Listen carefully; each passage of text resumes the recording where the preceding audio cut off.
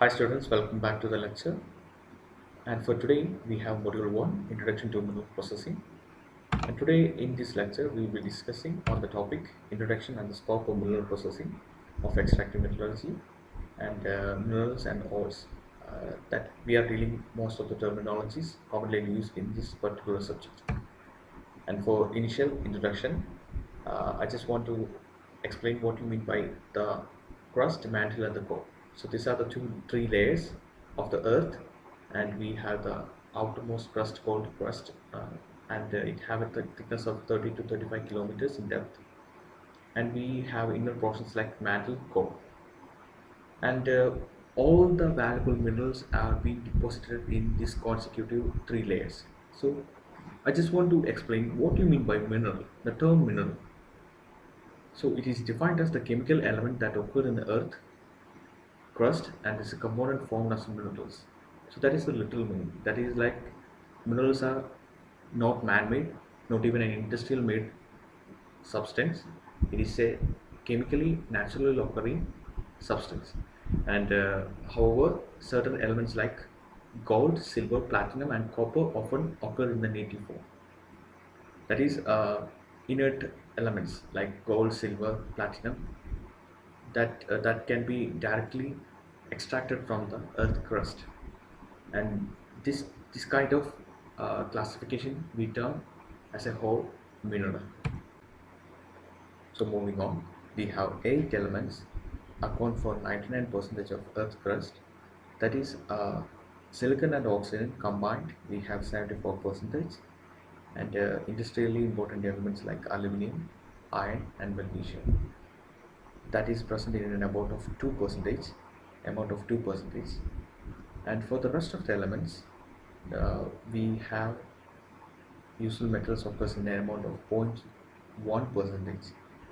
That if you take an example, copper, the mostly commonly used electrical element, electrical copper wire, that is for which is the most important non-ferrous metals, termed to be as the most important non-ferrous metals, occur about an extent of 0.0055 percentage. That is extremely negligible if you consider as a whole. So here is another definition of mineral. Mineral is a substance having a definite chemical composition and internal atomic structure, and formed by inorganic process of nature. So they have a certain chemical composition and as well as atomic structure. And we can compare minerals into two types: metallic minerals and as well as non-metallic minerals. From this table, it's clearly shown minerals chemical formula in the metal extracted formulas. If you take an example from the initial four examples, like hematite, that is a chemical formula is Fe2O3. That is the ore of the metal iron. And we have an example aluminium, that is the ore bauxite, and its chemical formula Al2O3 2H2O. And you can see in the extreme right the percentage of metal present, and these are the metals termed to be as metallic minerals, and we have a long list. You can go through that, and we have some common metals like ilmenite, galena. These are most of the common metals used, and we can see its metals extracted from this. So basically minerals are the ores as well as the metal extracted. And we have the non-metallic for the next comparison. And for the non-metallics, we have the common non-metallics elements like limestone, marble, uh, talc. So those are the granites, gypsum, graphite. Those are termed to be as the common non-metallic elements, and we have the chemical formulas also. So we can generally classify minerals into two, that is metallic and non-metallic. So next is the important property of a mineral, that is polymorphism. That is, the mineral can exhibit polymorphism. That is, they have same chemical composition but remarkably different physical property. As in the example given below, that is an example of graphite and diamond. That is common example. Uh, you can see from the figure. From the physical appearance, they have entirely different property. Graphite is more softer compared with diamond, And if we go for the chemical composition of two metals, two minerals, we have the same property, and this particular feature is termed to be as polymorphism of minerals. And next is an important terminology we come across in these subjects, and we have rock, ore, and gangue materials. And first of all, what do you mean by rock? The simple definition of is rock is a solid object, right? But in this subject, we term this as an aggregate of several minerals as formed in the earth crust. That is the simple definition for the rock. But if you consider what you mean by ore, this is also an aggregation of several minerals. But how to profitably extract mineral from this particular rock? That is, the ore consists of higher content of minerals. So there is a common saying that all ores are rocks, but all rocks are not ores. And an ore at one place may be a rock at other place. So I hope from this definition you understand what you mean by ore as well as rock. And we have a next classification called gangue material. So what you mean by gangue material is that those things which is completely unwanted, that is completely worthless material in our ore, is termed to be as gangue material. For this particular mineral beneficiation process, our aim is to get rid of this gangue material from this ore and profitably extract the minerals out of that. So that is our main motive. And here comes the next comparison. What do you mean by simple ore as well as complex ore? From the name itself, simple ore is nothing but the one from which a single metal can be extracted. As we see in the previous slide, uh, bauxite is extracted, aluminum is extracted from bauxite, and bauxite is the ore, as well as iron is extracted from hematite. Uh, Same with the example of chromite. Chromite is the ore for chromium. So one element, one ore. Whereas complex ore is that two or more element or metal can be extracted from the complex ore. Like here we have a lead, zinc, copper. Uh, Metal can be extracted from the ore, lead, zinc, or copper. And next is what is the percentage of metal, how to find the percentage of metal in a particular ore. And for that we have some numerical calculations. That is, the metal content of a mineral is generally expressed in percentage of metal present in the mineral. And from the example, we have taken iron as the example, and the ore of iron is hematite, that is Fe2O3. And we know the atomic weight of iron as well as the atomic weight of oxygen, that is 55.85 for iron as well as 16 for oxygen.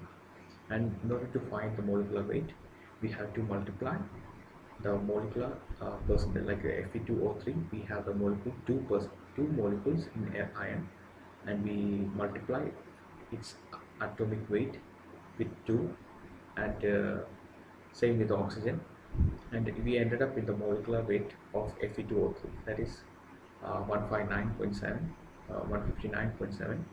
So in order to find the percentage of iron, because we only need iron, that is our mineral in that particular ore, because oxygen here considered to be as the gangue material, so we have to get rid of oxygen. So we in and for that we have the percentage calculation as shown there, that is multiplying atomic weight and its molecular percentage, all divided by the molecular weight of as the ore itself, that is the hematite, and we ended up in the result 69.94. That is the percentage of iron, that is the percentage of iron present in that particular hematite. And next comes the commonly used terminology in this particular subject, assay value and tenor. That is the percentage of valuable minerals or precious metals per ton depending on the type of ore involved. And the previous case, in the case of hematite, iron is termed to be as the valuable mineral, and that is the assay value we have already calculated. That is a percentage, and the next terminology is grade. So the grade, the literal meaning itself, the quality. the value of the ore, that is termed to be as grade. And we have classified grade as high grade, low grade, as well as medium grade. So high grade is termed to be as rich in ore, as well as low grade is lean in ore. That is the percentage of valuable minerals are very low. And medium is the in between the high and the lower value. And we have a video here. So I will play the video. If there are more chocolate chips in the cookie, then the extraction process would be more economically beneficial. So in this particular example, we have taken a chocolate cookie as an example for our mineral as well as ore, and the cookie is considered to be as the whole ore, and the chocolate chip is considered to be as the mineral. So if we consider a cookie with high content of chocolate chip, we term that particular chocolate cookie as a rich content or rich ore. So and uh, and the opposite will be for the low grade or the low grade chocolate chip. And if you consider which process is more economical, then definitely we have an answer that the chocolate chip with higher content of chocolate cookie is termed to be as more profitable or more economical. So I will continue with the video. As more minerals, in this case, the chocolate can be obtained. If there are fewer chocolate chips, then the extraction process may not be as economically beneficial. So basically our aim is to increase the economical beneficial process. So that's why we do beneficiation process. Benefit our. So we have an example here, that is an example of gold and iron extraction. So gold may be recovered profitably in ore containing 5 parts per million of the metal. That is ppm means parts per million.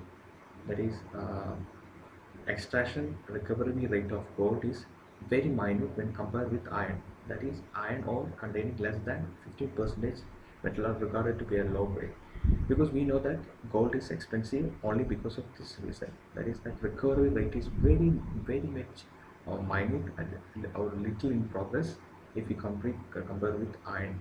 That is, the iron ore is abundant in our earth crust, as well as if you go inside the mantle of core. Okay, but iron ore is more cheaper, as well as we can find ores easily.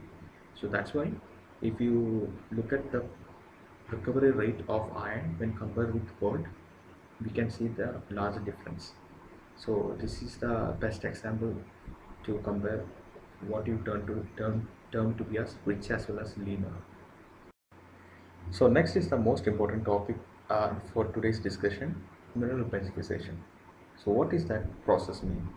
Process mean that is, it is defined as a processing of raw materials to yield marketable product. That is, the marketable product means the minerals, and based by the means of physical or mechanical method in such a way that the physical and chemical identity of the minerals are not destroyed. That is, we have the ore and we have mineral embedded inside the ore. So we have to do methods in order to extract this mineral from this ore by means of physical as well as chemical process. But whatever be the process, its property should not change. That is the main criteria for mineral beneficiation, and we have a step-by-step process. For example, the initial and the first step is geological survey, and we can see that the geologist conducts a geological survey and estimate the ore reservoirs and their quality and tenure. So this is the process of the geologist. They will be looking around the places and finding the suitable place in which the ore quantity as well as quality is abundant, and that is the initial process. And then comes the mining process. From the name itself, mining is a process in which the mining engineers mine out the ore and bring it to the surface of the earth.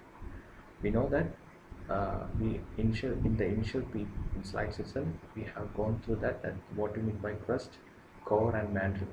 So it is the duty of the mining engineers to extract the mineral or the ore present in the inside portion of the earth to bring out to the surface of the earth. So this is the job of mining engineers, and I hope you might have seen most of the videos regarding this also. And main part where the engineer's role is the beneficiation process, and that is our area of interest also.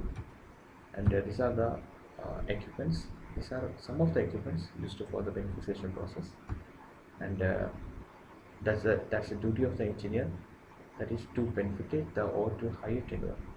We already discussed what we mean by tenure, that is the valuable content.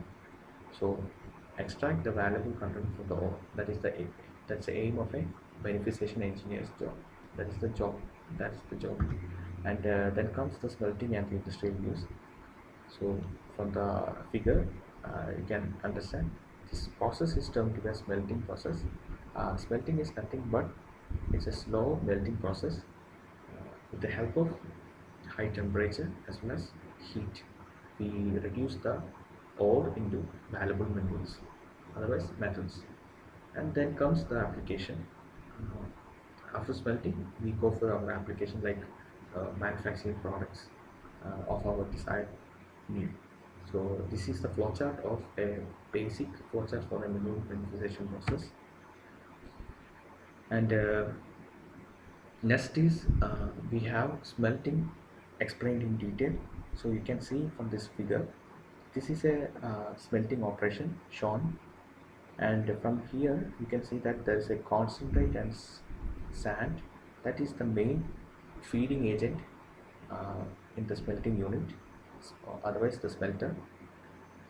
And we have supplying heat as well as after that some production process is taking place inside the furnace, and we have slag as well as matte layer. Okay, I'm not going into deep into that, but the basic idea is that in order to make this process more economical, smelting process to be happened, we have some conditions, because that is written there. The smelting operation for the extraction of the metals requires three main criteria, that is the uniform quality of the ore. The ore means the feed we are adding, the concentrate of the sand which we are adding into the furnace.